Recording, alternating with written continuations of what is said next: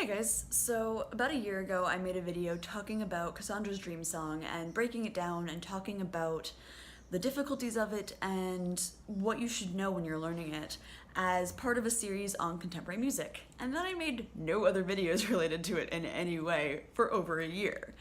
And I'm going to change that today. We're going to talk about density 21.5. And I know a lot of you even didn't think that the Cassandra video was contemporary, and this piece, which was written in 1936, is definitely not in that category, especially if you excluded Cassandra. But I think that this piece is so important, especially to flute music and to music in general, that it's worth talking about even if it isn't necessarily a contemporary piece anymore. That term is incredibly amorphous, and it's really hard to have an exact definition of what contemporary music is right now. And while I admit that a piece that was written a literal human lifetime ago is not contemporary anymore, I still think it's worthwhile and has a place in this series. So yeah. So, Edgar Varèse, who is the composer of this piece, was born in 1883 and died in 1965. He was born in France and studied in France, but he spent most of his adult life in the States. He's known for music like this, where with very specific rhythms and very specific intervals and working with that, and he's also known for experimenting with electroacoustic music. Density 21.5 was written in January of 1936, and it was revised in 1946, so 10 years after it was originally written. A lot of you guys, I'm sure, know the story behind this piece. Density 21.5, it was written for Georges Barrère's Platinum Flute. The flute was made by Haynes in that year, and he asked Varèse to write a piece kind of in honor of it. And 21.5 is the molecular density of the element platinum, hence the name.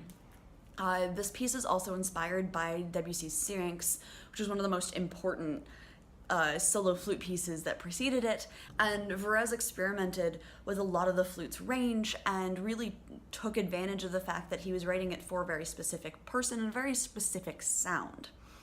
And it's also one of the first instances of some of the more common contemporary techniques like key clicks. There's an entire section of this piece that requires key clicks, and it's usually flutists' first foray into contemporary music and contemporary sounds because it's kind of this starting point for what we do now, at least in my opinion. In the Cassandra video, I went line by line. I don't think that's necessary here because it isn't the same kind of structure. The piece is really in two sections, and it's much easier to comprehend musically just because there's traditional notes and traditional notation, and it's a little bit easier to wrap your head around intervals than it is some of the very complicated stack techniques that Fernie-Howe uses, obviously. I think one of the biggest pitfalls that people fall into with this piece is that it's simple. And while, yes, it's not incredibly technically difficult in terms of like there's not a lot of notes, they're not super fast, it's still important to realize that nuance and interpretation and expressiveness within this kind of music is what really makes it difficult. While a lot of people play this very robotically and like it has no expression, that isn't really the case. At the bottom of the score, there is a note that it's supposed to be played rhythmically and in tempo. And that kind of gives people this idea that it's supposed to be played robotically, as I just said. And I don't think that's true. I don't see why that's true. Just because something is in tempo and rhythmic doesn't mean that it can't be incredibly expressive and everything like that. And especially since he uses such a huge range on the flute, it gives you a lot of openings to really sing and give it a lot of life.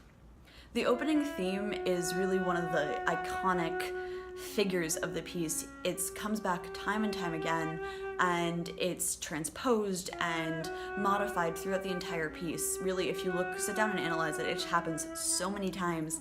It's just in different rhythms, or it's transposed, or it's inverted. Like there's so many different ways that he uses that very simple figure throughout the whole piece. That's really what helps tie it together, despite there not being a super melodic content. It definitely has melody, but it isn't like some of the older pieces, or like Syrinx itself, where there's a true melodic line that you can carry through and sing through. And that's, again, what makes it difficult. You have to find the phrases, and the phrases aren't as distinctly identified as they were in more romantic music. And that's part of why you have to analyze it and practice it. There's also very, very specific dynamics that are marked throughout the entire piece. He really gives you exactly where you're going to and where you're coming from, and there's a lot of subito dynamics, and there's a lot of very, very large changes in dynamics very quickly. In the opening line itself, you go from mezzo forte to mezzo forte to piano to mezzo forte, and that's legitimately over the course of about 9 notes. So focusing on that and making sure that you're really effectively doing that is one of the keys of this piece. The other big thing, like the big idea that I really think is important, is rhythmic integrity. He even says it, and as we talked about before, there's a balance between rhythmic integrity and roboticism, but it's still, you can't change the rhythms. You just can't do it. Triplets have to be triplets, 16th notes have to be 16th notes, and that's something that you really do need to focus on. Working with a metronome is obviously the best option, but you really do have to have this very, very strong internal pulse so that you can play all these rhythms correctly. Don't get lazy just because you think that you can play quarter note triplets, or you can play 16th notes, or you can play dotted 16th notes. Like, really test yourself and make sure that you're doing everything the way he wrote it and in the correct time, and you're not giving something a little bit of extra time because you think it's going to be easier. That's also the thing, because the intervals are so wide in times. Like, there's places where you're jumping a full octave or more. You really do have to have very, very good control over your embouchure and over your ability to change notes that quickly. So practicing your intervals and practicing really wide intervals and being able to hit them exactly when you want them to, and to have them speak immediately when you want them to, is key. And these are things that are very, very big flute playing ideas. Like, it's not something that's just unique to this piece, but that's why this piece is so important. It really gives you an idea of what you have to do to become a modern flute player. The key click section is one of the more difficult ones to learn, especially as a younger player, just because you're coordinating all of that. Definitely go check out my key clicks video. It's a little self-promo there. You're coordinating your articulation with the notes. It's in the low range, which makes it harder. I recommend that you click your left ring finger on the G key. I think that one gives you the easiest one, and it doesn't disrupt the sound as much. And you can just click the same key for every note that you're playing in this section.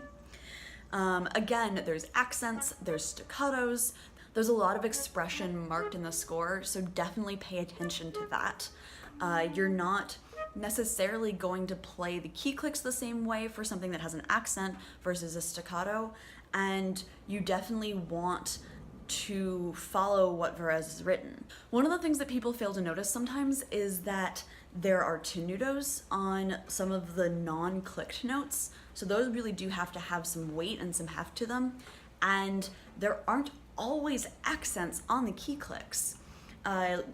At the bottom of page 1 leading into page 2, you get 3 accented key clicks, and then immediately after that you get 2 key clicks with no expressive markings whatsoever. Those have to be different, and that's something that people miss, and it's a detail that really can help your interpretation.